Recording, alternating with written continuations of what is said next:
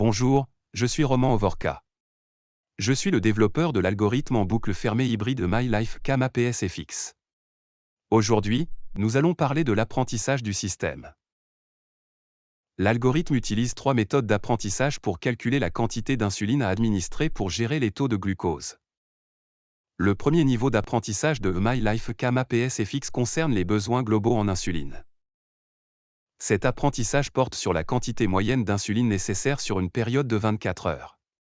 L'algorithme est mis à jour une fois par jour vers minuit. Il analyse la quantité d'insuline nécessaire le jour précédent et l'évolution des taux de glucose du patient en réponse à cette insuline. Tous les apprentissages sont importants, mais les jours les plus récents ont une plus grande incidence. C'est ce qu'on appelle l'oubli exponentiel. Les jours plus éloignés dans le passé sont oubliés et l'algorithme continue d'apprendre chaque jour.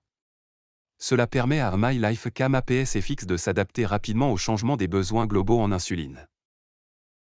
Le deuxième mode d'apprentissage concerne ce qui se passe pendant la journée, au cours des 24 heures. La journée est divisée en périodes d'1 heure. Après chaque heure, le système évalue son apprentissage. Si, au cours de la période précédente, l'utilisateur a eu besoin de plus ou moins d'insuline que d'habitude, MyLifeCam APS-FX ajuste son apprentissage et administre l'insuline de manière légèrement différente en fonction de ces informations.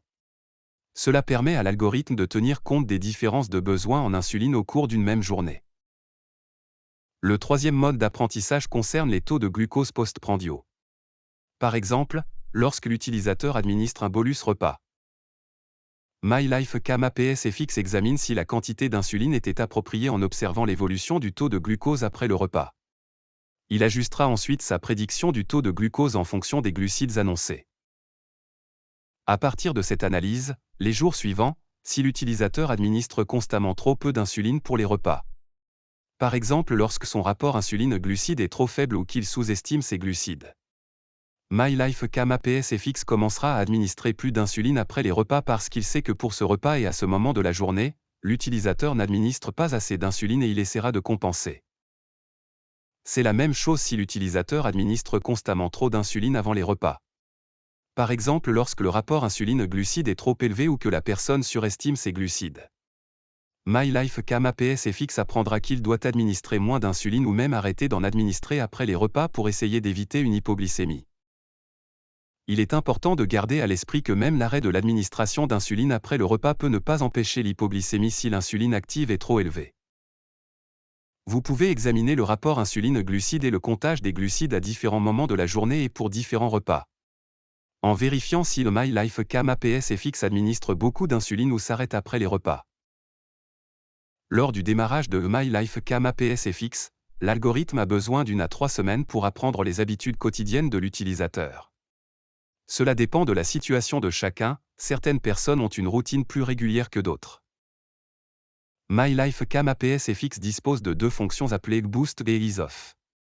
La fonction Boost peut être utilisée lorsque l'utilisateur a besoin de plus d'insuline que d'habitude. Par exemple en cas de maladie, de douleur, de stress ou après une défaillance du dispositif de perfusion. A l'inverse, la fonction Ease Off peut être utilisée lorsque l'utilisateur a besoin de moins d'insuline que d'habitude. Par exemple lorsqu'elle fait de l'exercice ou qu'elle a bu de l'alcool. Lorsque l'utilisateur utilise Boost ou Ease Off, l'apprentissage devient plus compliqué, car ces événements ponctuels ne font pas partie de la routine quotidienne du patient. Il est donc important que les patients utilisent ces fonctions lorsqu'ils en ont besoin, mais qu'ils n'en fassent pas un usage excessif.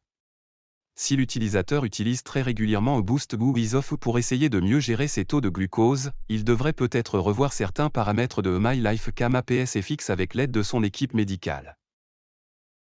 En résumé, l'apprentissage global, diurne et postprandial a lieu en permanence. L'algorithme ne cessera jamais d'apprendre. Chaque jour contribue à affiner l'administration d'insuline de MyLifeCam APS-FX.